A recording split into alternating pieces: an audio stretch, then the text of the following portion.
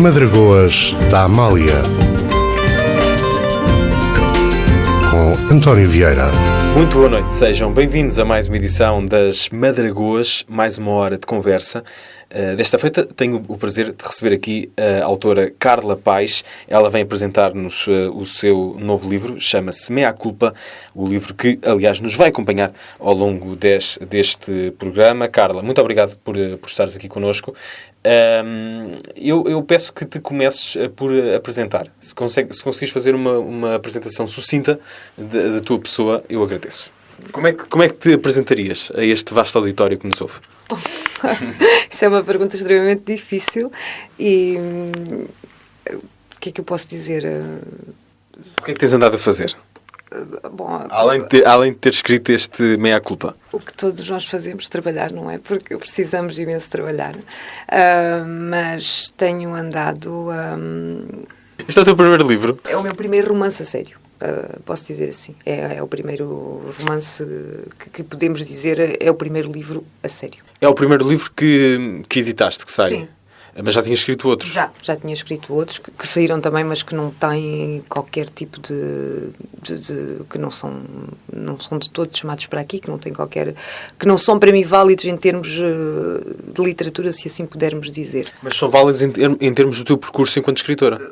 Precisamente, porque tudo o que escrevemos faz parte do nosso percurso, não é? Não podemos suprimir ou não podemos apagar aquilo que fazemos noutras alturas, e porque fizeram parte daquela altura e que precisei de os fazer, mas que fizeram e que ajudaram no meu crescimento como autora de livros, ou que me puderam dar, se calhar, uma outra experiência e maturidade para poder escrever hoje o Mea Culpa.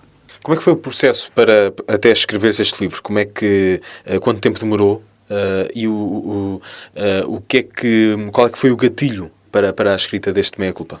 Foi ler muitos livros, foi sentir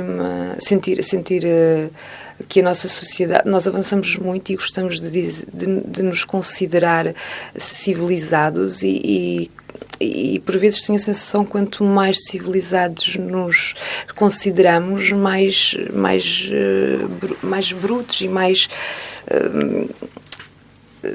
discriminatórios somos em termos de sociedade. E isso, o facto de eu ter mudado de país, se calhar deu-me uma visão diferente, porque uma coisa é vivermos em Portugal e conhecermos o nosso ambiente, a nossa sociedade portuguesa, e outra coisa é mudarmos de país e podermos ter um grau de comparação, compararmos como é viver num país como a França e depois compararmos com a nossa sociedade. E se calhar foi daí o gatilho, foi percebermos a diferença. Foi esta situação de diferentes sociedades. Há quanto tempo estás fora do nosso país? 5 anos. O romance apareceu quando? No meio desses 5 anos? Foi por volta de 2015 que comecei a escrever este romance. Curiosamente, uma altura ainda de crise. Estávamos a sair de uma crise profunda, se bem que, se olharmos para a história, as crises, há várias crises, não é? Crises mais pequenas, crises maiores.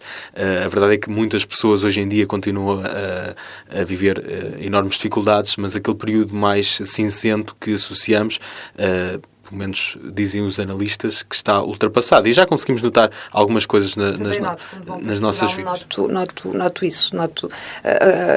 Comparativamente entre o tempo que fui, em 2012, e quando volto agora, noto as pessoas mais sorridentes, mais acolhedoras até. Não noto tanto aquela sombra que paira sobre as pessoas quando se fala em crise, que começa em 2008 e se prolonga imenso tempo. E este romance também é influenciado por esse período de crise, de dificuldades?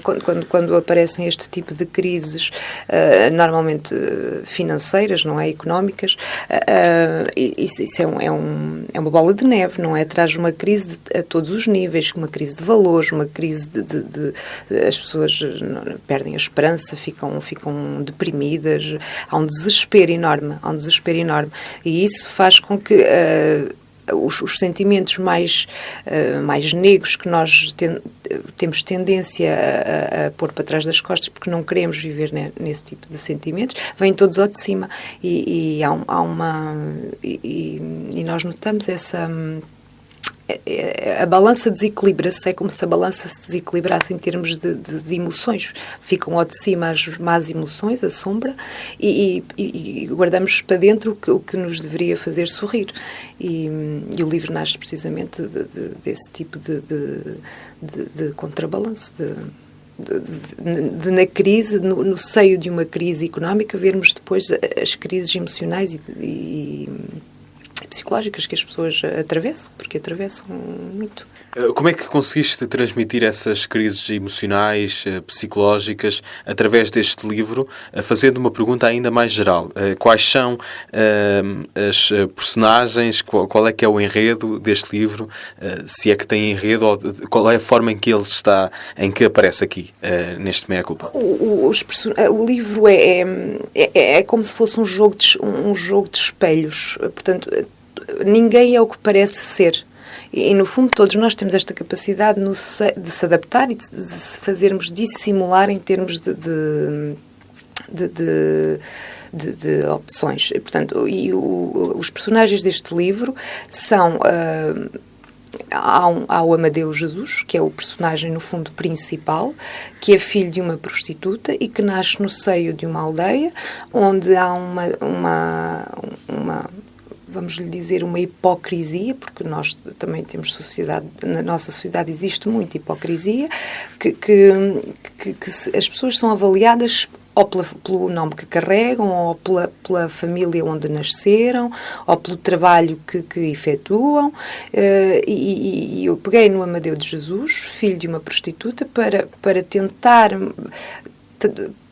mostrar que, apesar de ele ter nascido no seio daquela família, não é? De ter nascido do ventre de uma mãe que era prostituta, isso não invalida as qualidades que ele possa ter.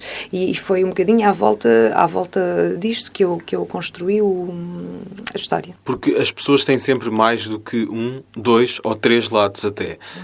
A literatura ajuda-nos a ver os outros lados das pessoas. A experiência de ler faz com que depois, no mundo, nós possamos ver as pessoas na sua totalidade.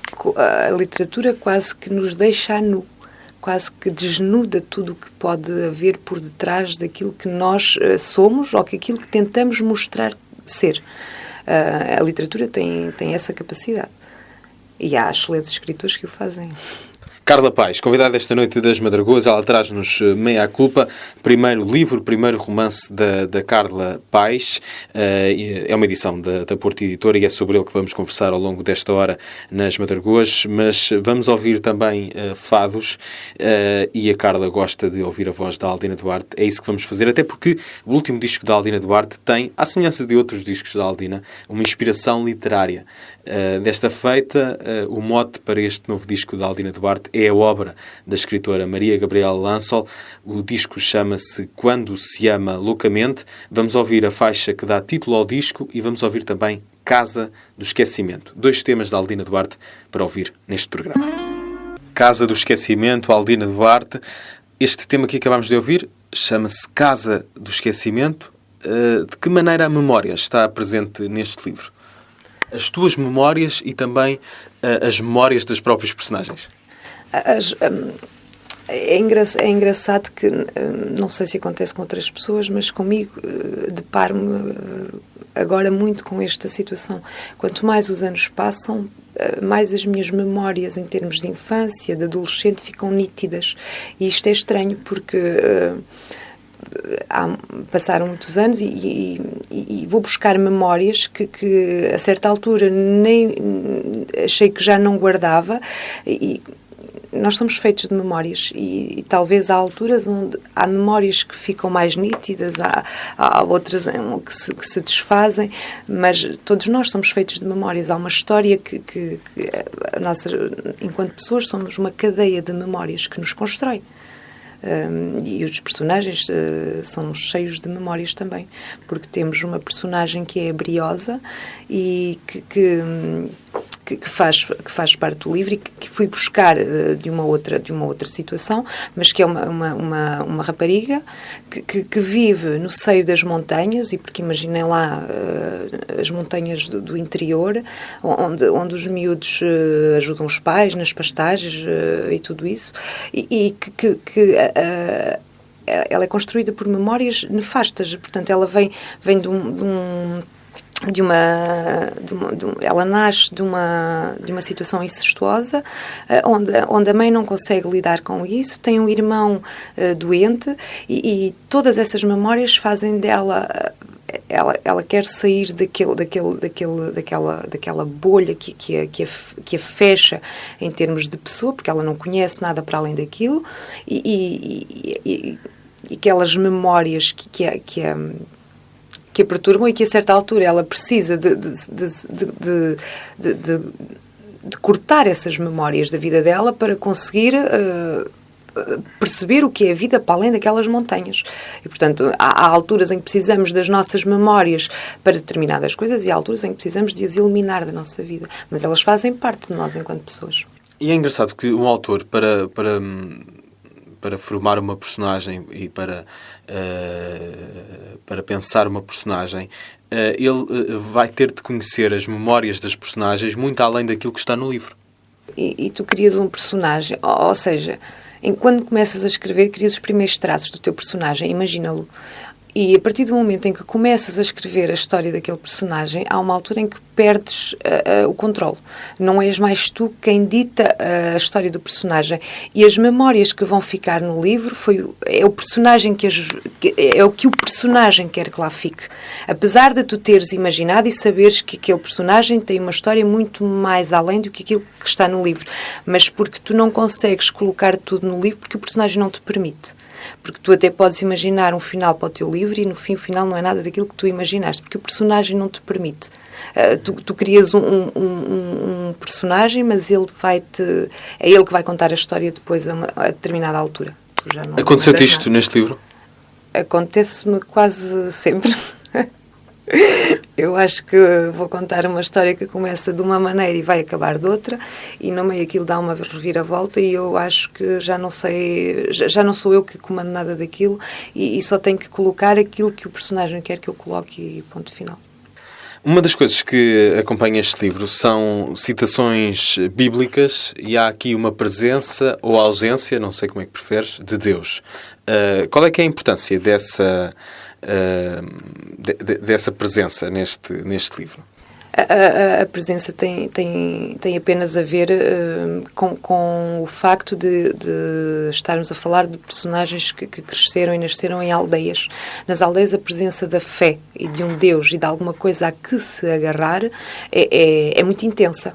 É muito intensa porque nós nascemos e crescemos a ouvir falar da fé, de Deus, do Padre, da confissão, do diabo, das sanções, de tudo isso. E, portanto, fazia todo o sentido que tinha que haver essa fé aí. Tinha que haver, até porque temos aí a situação de um padre, é quase um protótipo de uma aldeia típica, porque na aldeia...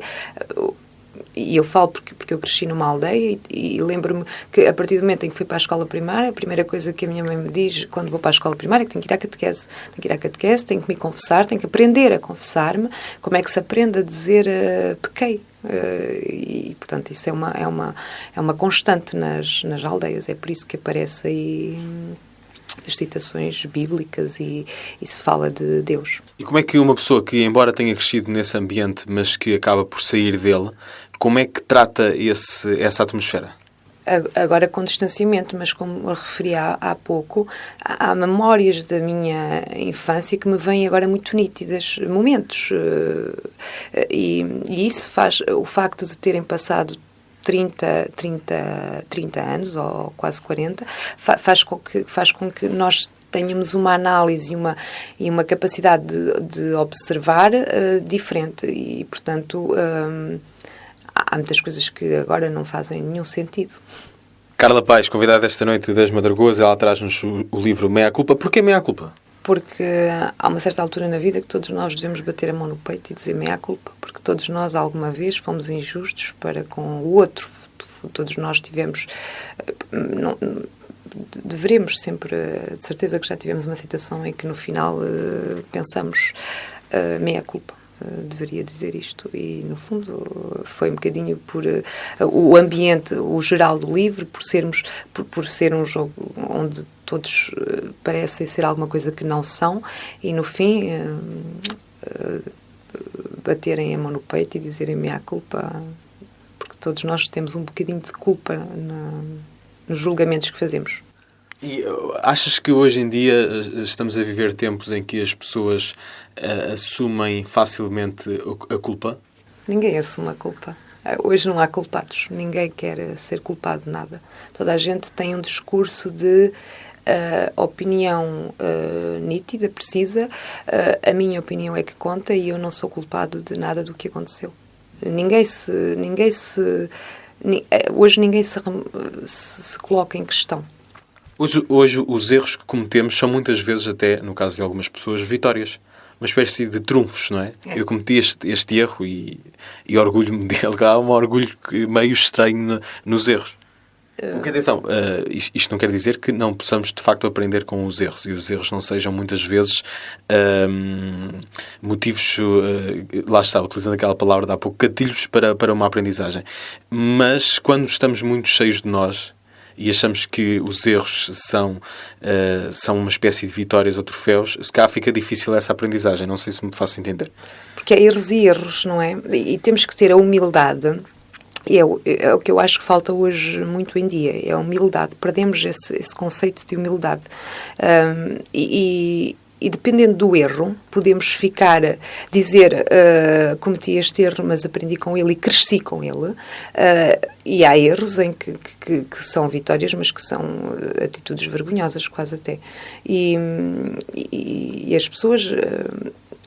porque não sabem dizer, porque não sabem assumir a culpa precisamente, não sabem dizer humildemente errei e prejudiquei, porque quando erramos podemos sempre cair podemos sempre prejudicar alguém e isso pode ser um valor que estamos a perder, que é a humildade de assumirmos a culpa ou vangloriarmos de um erro que no fundo não deveria ser uma vitória. Motivo de orgulho.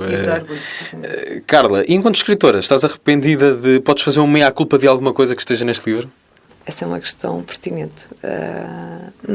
Não faço meia-culpa de nada. Tudo o que está aí foi o que eu quis aí colocar. E acho que não está a mais nem a menos, está o essencial e está o que eu queria transmitir.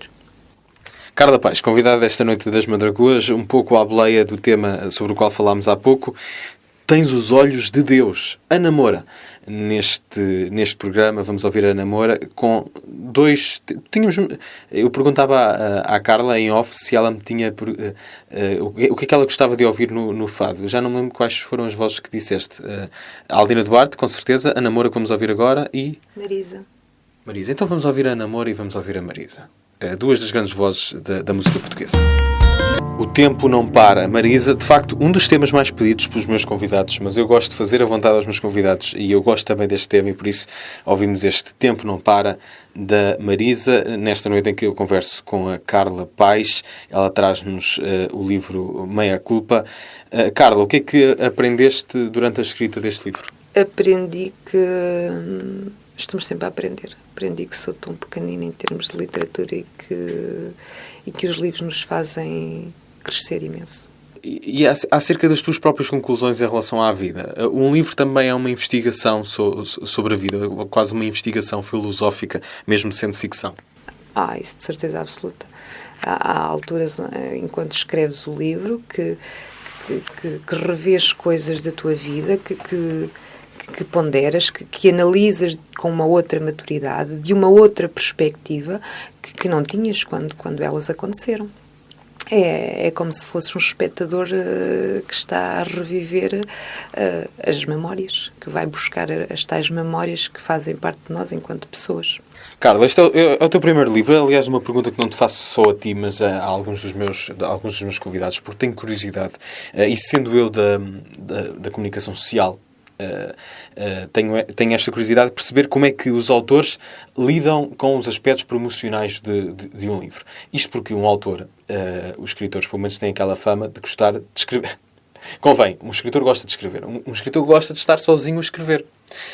Como é que se lida depois com a necessidade de promover um livro, de dar entrevistas? Como é que é no teu caso? Para mim é extremamente desconfortável, assumo. Não, a exposição pública perturba-me. Não é uma coisa que me fascine, como pode fascinar alguns, ou que eu esteja muito à vontade. Não estou. E se calhar pode-se notar aqui nesta entrevista, pode-se notar isso. Eu gosto, por exemplo, eu gostava, a minha imagem perfeita para um escritor, no meu caso, seria escrever o livro, mandar a editora editar, fazer o marketing, tudo isso, e eu ficar sempre na sombra, porque é uma coisa que me perturba mesmo. É o facto de... Ou, por exemplo, perturba-me porque estou aqui a conversar e eu tenho esta... Quando escrevo estou sozinha e eu falo comigo mesma, a minha cabeça, que eu falo com os meus personagens, falo com os meus filhos, mas estou no meu ambiente de conforto. Aqui não estou na minha zona de conforto e isso deixa-me desconfortável. Já foste à televisão? Não. Ainda não? Tens alguma ida à televisão marcada? Está uma coisa agendada, mas espero que não confirme, sinceramente. Boa sorte, Carla. É isso que eu te posso desejar. Neste livro, eu confesso que não li o livro todo, li apenas algumas passagens, mas o que eu notei foi um extremo cuidado com a linguagem. Em muitos momentos, uma linguagem que é, obviamente, um requisito de qualquer escritor. Qualquer escritor deve ter cuidado com a linguagem, mas neste caso, passagens com uma força poética muito grande. É algo que procuras também naquilo que escreves e neste Meia Culpa? A preocupação com a linguagem é uma coisa constante. Antes, a diferença é que, por exemplo, antes escrevia 5, 6 páginas de uma só vez. Agora estou 2, 3 horas para escrever uma página e porque preciso de ler aquilo e aquilo tem que fazer sentido e a palavra tem que ser a certa para ali e tem que perceber que aquela frase é aquela que eu quero ali deixar. E se calhar não é porque seja não é porque eu queira dar um intuito a uma prosa poética ao livro, mas é porque quando eu escrevo ele tem que me soar bem ao ouvido e portanto depois ele nasceu assim, mas é uma preocupação constante de facto procurar a palavra certa, a frase certa, que aquilo encadeie de uma forma que me agrade. Como é que é o teu processo de escrita? É de todos os dias escreves um pouco? Depende das alturas. Há alturas em que tenho muito trabalho e que não tenho cabeça para isso. Há alturas em que começo a escrever e estou extremamente motivada e que chego a casa do trabalho e que estou ali, por exemplo, até às 2, 3 da manhã a escrever. Há alturas, aos fins de semana, por exemplo, que escrevo a noite toda. Como há alturas em que, por exemplo, há uma altura do livro em que estancas, a história estanca e tu precisas de parar, de retomar forças para perceberes como é que aquilo vai continuar. Portanto, não tenho uma situação... Um horário ou não sou regrada nesse sentido de escrevo tantas horas por dia. Não, isso não acontece comigo. Quando voltas ao livro, se há alguns dias em que não estás no livro, quando voltas ao livro, entras logo na atmosfera do livro ou as primeiras frases que escreves acabas por não aproveitar essas primeiras frases porque não estão bem dentro da atmosfera e do próprio mundo que está contido no livro? Não consigo logo. Quando estou muito tempo sem pegar no livro, preciso de ir pelo menos ler o último capítulo. Preciso de perceber o ambiente que deixei. E depois então demoro um tempo ainda. As primeiras frases, evidente, vão todas para o lixo. Não sabem, não estão ali. Preciso de fazer, é como se fizesse experiências. Preciso de ir buscar a linha condutora que deixei no capítulo anterior para que o livro não soe a pedaços colados. Meia Culpa foi o livro que nos acompanhou ao longo desta conversa. Carla, queres acrescentar mais alguma coisa? Alguma coisa que queiras mesmo dizer a propósito deste livro? És anunciada, devo dizer, aqui pela Porta Editora, como uma nova voz na jovem literatura portuguesa? Aliás, eu estive no lançamento deste livro e as pessoas que estavam lá presentes... No lançamento, não. No lançamento do catálogo da Porto Editor. E as pessoas que estavam lá presentes ficaram todas com muita vontade de ler o livro. Todas as pessoas ficaram com muitas expectativas. Como é que lidas com as expectativas? A expectativa é uma coisa... Não tenho expectativas, sabes? O livro... Tu não tens, mas há pessoas que têm que ouvem falar bem do livro e entram com uma expectativa. Pois, isso deixa-me um bocadinho ansiosa, porque pode correr mal, não é? A expectativa, por vezes, pode ser um pau de dois bicos, não é? Mas pronto, vamos, o livro será o que será. O que eu tinha para falar o que eu tinha para dizer está no livro, mas também confesso que o livro não vai ser alguma coisa que as pessoas vão gostando, ou gostam ou não gostam, quando começarem a ler, ou gostam ou não gostam, porque não há um meio termo. O livro é E se um leitor te disser que só começou a gostar do livro a partir da página, eu não sei quantas páginas tem, 197. São raros os leitores... A partir da página 80 ou da página 90. São raros os leitores que dão essa oportunidade aos livros. Quando começas a ler um livro, se ele não te interessar logo no início, não consegues terminá-lo. E provavelmente até ias gostar a partir da página 80, mas se calhar não vais lá chegar. Também és assim enquanto leitora? Sou. Agora sou um bocadinho chata nesse aspecto. Há livros que, às vezes, para dar uma segunda oportunidade, fecho os olhos, abro o livro ao calhas e leio o capítulo. E depois digo, bom, isto vale a pena, vou começar do início. Mas há outros que guardo para depois, se calhar vai haver uma altura certa para o ler. O que é que tens lido e que te tem impressionado? Olha, o que tenho lido e que me tem impressionado, deixa-me ver. Eu gosto muito de ler Philip Roth. Acho que ele desnuda a sociedade e as pessoas de uma forma que uma mestria sublime. Gosto muito de ler Herta Müller também. É uma escritora que me fascina. E um último livro que li de um escritor português que adoro imenso também, que é o David Machado. Adorei muito o último livro dele, Debaixo da Pele. E Ana Margarida de Carvalho, que acho que é uma escritora de topo, que nós precisávamos mesmo na literatura portuguesa e que ela vem mostrar que ainda se pode escrever bem. E que já foi, aliás, convidada deste programa também. Carla, gostei muito de ter-te aqui, muito obrigado. Fica aí o livro da Carla, Meia Culpa. Carla Paes, convidada esta noite das Madragoas, é uma edição da Porto Editora. E é isto. Carla, tudo certo? Tudo contadinho? Não queres acrescentar mais nada? Não tenho nada. Acho que já falámos aqui tudo o que tínhamos para falar e agora vamos deixar a opinião final aos leitores. E que os leitores possam mesmo ler este livro. Meia Culpa, Carla Paes, a editora é a Porto Editora. Para o final, deixamos a voz da Carminho com este Ponte, um dos temas que podemos encontrar no disco Canto, de 2014, o disco da Carminho. Ela, entretanto, editou um outro, Carminho Canta Tom Jobim, um encontro entre pronúncias também muito interessante. Mas aqui recuamos 3 anos até esse álbum Canto, para ouvir A Ponte no final destas Madragoas. Até amanhã e um forte abraço.